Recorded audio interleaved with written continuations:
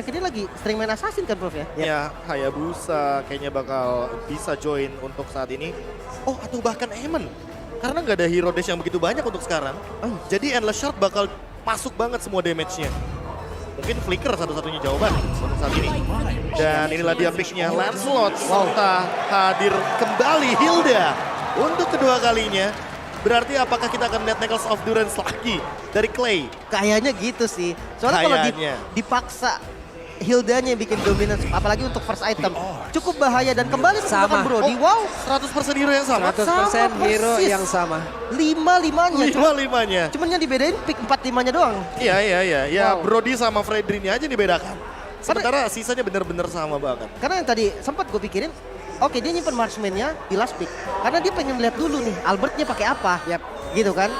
Ternyata Albert dengan Lancelot-nya tetap menggunakan Brody.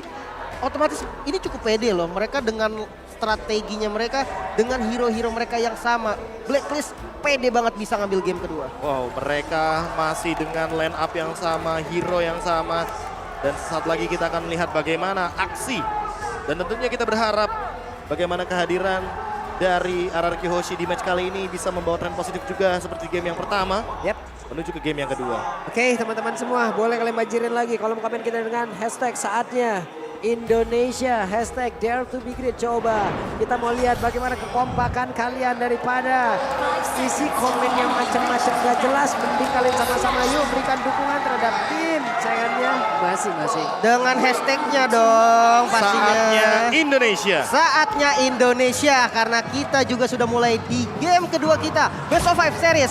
Sudah terlihat juga dari Finn yang udah mulai sneaky picky di bagian purple buff-nya sudah mulai diintip-intip. Namun dengan gameplay Blacklist sendiri, Oh My Venus yang selalu berada di mid lane dari early game-nya.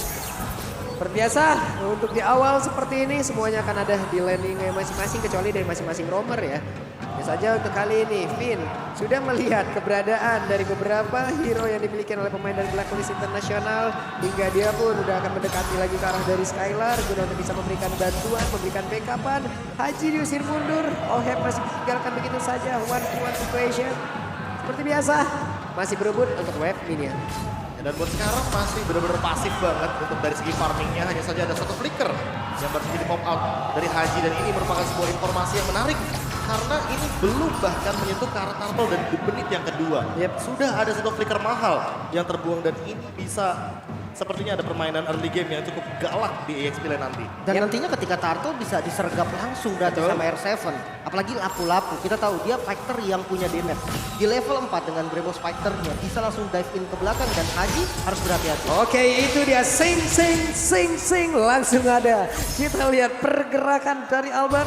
Tapi hanya sedikit memberikan shock terapi saja. Bahkan Finn-nya sekarang ada di bagian atas di area dari Corleto sendiri. Dan R7 mendapatkan begitu banyak tekanan. Hingga damage yang masuk ke arah tubuhnya juga sangat-sangat over sekali. Dan Raja Clay buat kita terkaget-kaget, terheran-heran. Energy Eruption First Blood presented by Infinix menjadi milik dari Wise.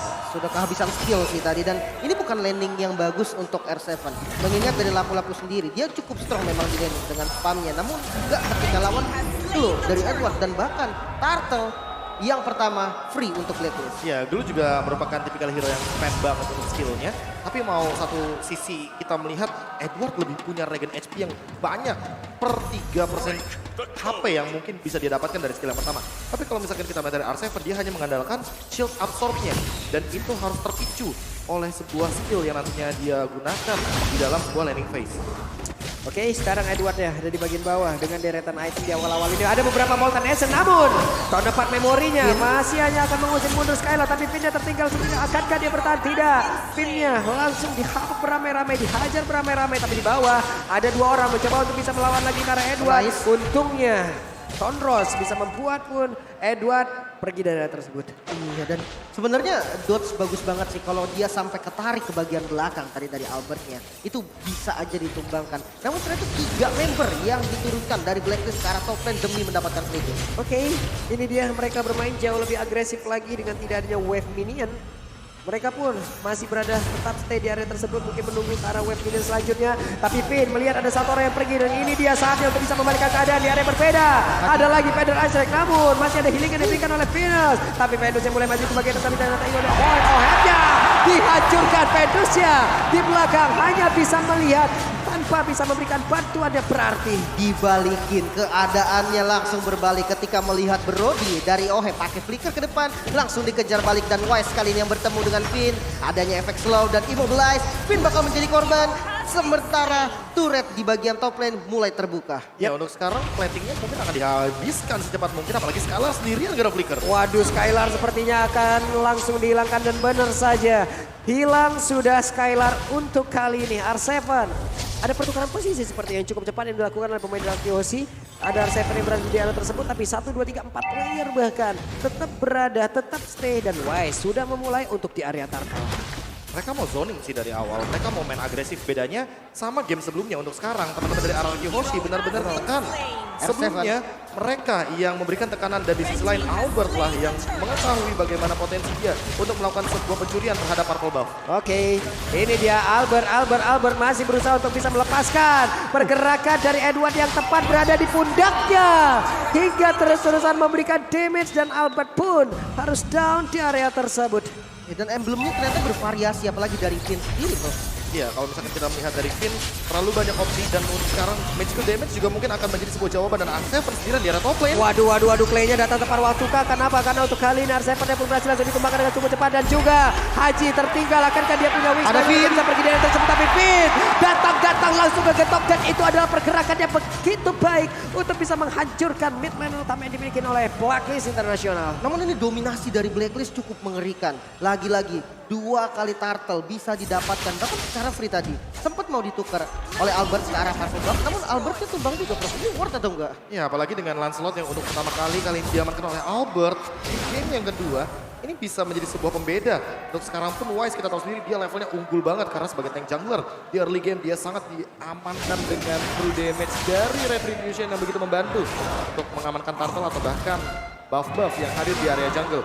Tapi kan berarti Albert bisa ketinggalan untuk waktu yang lama dari levelnya karena perlahan-lahan dia pun akan menyusul bagaimana ketertinggalan level dengan 2 turtle yang dari tadi diamankan oleh Black International. Sementara untuk itemnya, buat sekarang Finn benar-benar masih berfokus untuk menahan semua damage untuk magical dari sekarang dibalikan. Itu dia pancingan dia cukup berhasil kali ini. Kenapa? Karena Venusnya berhasil langsung dihancurkan. Memang benar-benar terpancing tadi, sepertinya ada 2 orang yang mengikuti lagi ke arah Finn, tapi Finn pun harus mengorbankan langsung karena nyawa Skylar. Di bagian belakang speedrunnya tidak ada speedy like yang dia miliki, hingga akan terlalu beresiko pula apabila dia terus untuk bisa menghantarkan damage di area tersebut karena tidak ada lagi satu resource yang cukup untuk menghancurkan beberapa pemain dari Blacklist Ya, Internasional. masalah kedua adalah Albertnya ternyata tidak diberikan level oleh Wise. Wise benar-benar membayang-bayangi Albert agar nantinya Albert melakukan sebuah kontes terhadap Retribution di area Orange Buff atau bahkan di area Kramer. Dan untuk sekarang tanpa kehadiran dari level yang sama, otomatis Albert harus lebih berhati-hati karena kalau misalkan mau adu kontes Retribution, ini mungkin bukan waktu yang tepat. Oke, Wise, Edward, 2 sosok yang sangat tebal sekali dan Venus ada di area tersebut. Pastinya akan ada 1 bar HP tambahan lagi yang bisa diciptakan. Dan sekarang hancur pula 1 inner turret yang ada di bagian atas, tapi Edwardnya masih berhasil kabur dari tersebut. Dan juga Venus masih membayangi dari jauh, tapi Turtle Slane-nya bersama by UBS Gold pun berhasil diamankan oleh Blacklist Internasional. 1 flicker dari Haji yang sudah mulai terbuka juga. Peter Strike langsung dikomit dan Clay menjadi korban pertama. 1 outer turret di mid lane yang mulai terbuka untuk Blacklist. Waduh, tahun depan memorinya connect Prof dan hilang sudah. Tapi Albert masih berusaha untuk bisa mendapatkan lagi ke arah Purple Buff-nya dan gagal untuk kali ini. Albert memiliki Purple Buff. Ya, itu dia permasalahan utamanya adalah ketika level yang berbeda otomatis antar jungler memiliki retribution damage yang berbeda juga. Dan dengan kehadiran dari Oheb, walaupun dia bisa dibilang di sini tidak begitu terlihat di early game karena tumbang juga untuk kedua kalinya, namun bagaimana turret objektif yang diamankan olehnya bersama dengan Estes dari Oh My Venus ini bisa menimbulkan sebuah snowball effect dari segi goldnya, dari segi levelnya, dan bahkan sudah ada Malefic Roar. Skylar walaupun sudah memiliki 1 buah golden staff tapi harus lebih berhati-hati karena pola permainan dari RRQ Hoshi mengandalkan sekali kari dari lini depan ke arah belakang. Dan ini main front to back cukup beresiko karena ada heal up dari Estes dan ini juga harus diperhatikan. 3 hero, 3 pemain inilah Oh My Venus, Haji dan Oheb yang selalu berdampingan bertiga ketika sedang ada di mid game. Ini nggak pernah lepas dari pandangan kuning. Dan mungkin ya ada satu faktor juga yang menyebabkan agak sulit, di mana minimnya hero yang bisa kontrol landing jauh nih dari RRQ sendiri. Mau nggak mau Lancelot yang akan diutus ke sana. Yap, jadi dia Albert berusaha untuk pergi. mundur lagi. Kari melakukan hal yang sama tapi di bagian tengah. Coba lihat Finn. Finn benar-benar sendirian karena dia tahu ada Clay yang memang sudah mengunci lagi satu ultimate yang dimiliki oleh Venus. Hanya saja Edward yang berhasil langsung masuk ke dalam tubuh dari Clay. Clay yang berhasil ditarik masuk ke dalam area defense yang dimiliki oleh Blacklist International. 5 playernya tetap stay di area tersebut. Wow, tidak ada korban sama sekali dari Blacklist International dan Purple Buff yang mulai terbuka kali ini langsung diinvasi habis-habisan oleh Blacklist sendiri. Bahkan bukan hanya Purple Buff, Inner Turret di bagian mid lane juga bakal jadi target selanjutnya. Yap, ini dia tempo permainan dimiliki oleh Blacklist benar-benar dipaksakan masuk ke dalam hierarki hingga hierarki sendiri. Harus bisa keluar secepat mungkin karena Hildanya untuk sekarang mulai maju ke bagian depan. Hajinya berhasil dipukul mundur tapi tidak untuk waktu yang lama karena untuk kali ini bahkan Esther jadi Venus yang memang bisa berapa kali lagi ketambah poin kill tambahan dan juga R7 tumbang, Pinnya tumbang, ada 2 player yang dimiliki oleh Arkeosi sudah hilang. Wow, ini Satu hit lagi-lagi lagi itu. tanpa korban bro. Iya, masalah utamanya adalah tanpa adanya trade kill sama sekali dan OHEB lebih berfokus untuk menumbangkan turret di area mid lane ketika mereka juga akan mendapatkan lord secara gratis. Ini benar-benar bisa dibilang total domination, namun dengan pola permainan yang berbeda dengan draft yang sama, mereka lebih galak saja di early game. Itu bedanya untuk Blacklist International di game yang kedua kali ini. Semuanya dari pergerakan Oma Venus berarti ya. Karena ketika di game pertama kita lihat dia lebih fokus ke arah mid lane. Apalagi ditambah dengan adanya assassin seperti Fanny yang benar-benar mengganggu banget tadi posisi mid lane-nya. Sekarang nggak ada, lebih bebas lagi. Bahkan dari Oh My Venus sekarang langsung ke arah gold lane tadi. Ngebantuin ke arah OHEB-nya. Ya, secara item juga kayaknya di sini masih kurang damage daripada Albert kalau misalkan langsung menuju ke area belakang. Karena mau bagaimanapun Haji akan selalu di cover oleh Oh My Venus. Dan jangan lupakan ada Aegis. Ini dia sebenarnya jawaban dari teman-teman Blacklist International yang semenjak di game yang pertama kita melihat Aegis dan dengan pola permainan defensif. Mereka mencoba untuk mengembalikan secepat mungkin. Apalagi dengan 10.000 gold, ini yang berbahaya. Gold yang berbeda 10.000, secepat mungkin harus mereka coba bedakan gapnya. Apalagi untuk Clay, positioning adalah jawabannya.